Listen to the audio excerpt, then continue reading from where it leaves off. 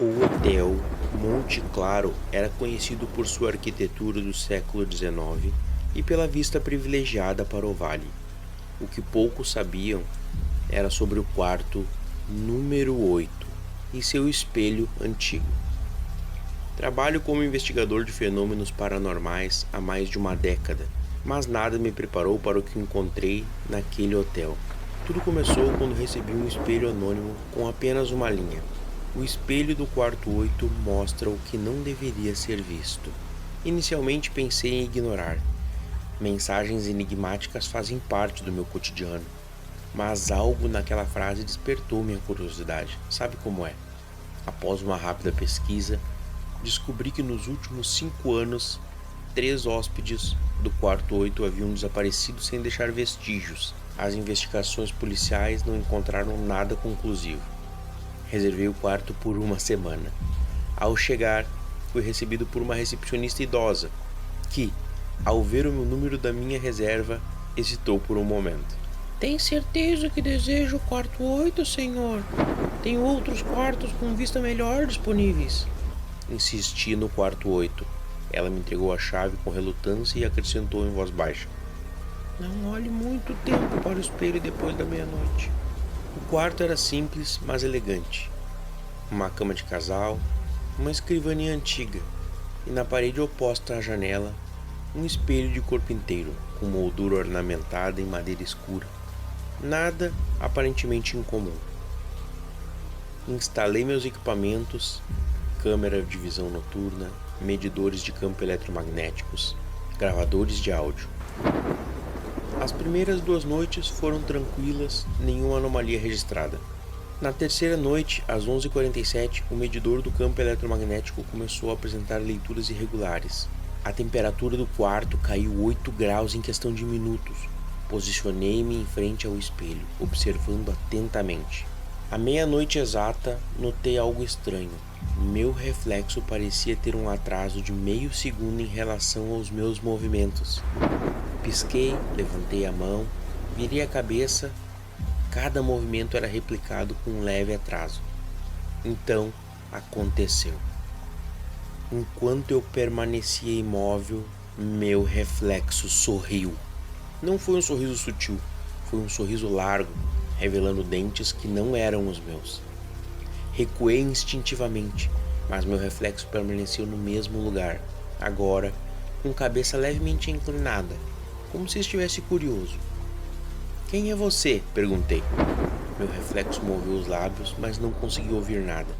Aproximei-me novamente. O reflexo fez o mesmo, mas agora seus olhos estavam diferentes, completamente negros, sem íris ou esclera. Senti um frio intenso percorrer minha espinha. Meu reflexo levantou a mão e a pressionou contra o espelho como se estivesse tentando atravessá-lo. Instintivamente, levantei minha mão também. Foi um erro. No momento em que meus dedos tocaram a superfície fria do espelho, senti como se algo me puxasse. Não fisicamente, mas como se uma parte de mim, algo intangível, estivesse sendo extraído de mim. Retirei a mão imediatamente, cambaleando para trás. Meu reflexo permaneceu com a mão contra o vidro sorrindo. Então, lentamente começou a se afastar, adentrando o que parecia ser um corredor escuro que não existia no meu quarto. Peguei minha câmera e comecei a fotografar freneticamente. O flash iluminou o quarto repetidamente. Na 5ª foto, meu reflexo havia desaparecido completamente. O espelho mostrava apenas o quarto vazio atrás de mim. Passei o resto da noite sentado na cama, de costas para o espelho analisando as fotos. Nas 4 primeiras, havia apenas o meu reflexo normal. Na 5ª, o espelho aparecia completamente negro, como se absorvesse toda a luz do flash. Na manhã seguinte, desci para o café e encontrei a mesma recepcionista. Quando mencionei o espelho, ela me conduziu a uma sala privativa. Aquele espelho pertencia a Edmund Monteclaro, o fundador do hotel, explicou ela. Dizem que ele praticava ocultismo e usava o espelho como portal. Em 1887 ele desapareceu do quarto 8. Desde então o espelho permanece lá. Por que ninguém o remove? Perguntei. Tentaram 3 vezes. Cada pessoa que tentou desapareceu. A última foi minha irmã há 12 anos. Ela me mostrou um livro antigo com registros do hotel. Nas últimas páginas havia uma lista de 17 nomes, com datas que se estendiam por mais de um século, depois que ficaram no quarto 8 e nunca mais foram vistas. O que aconteceu com elas? Perguntei. A senhora suspirou e falou: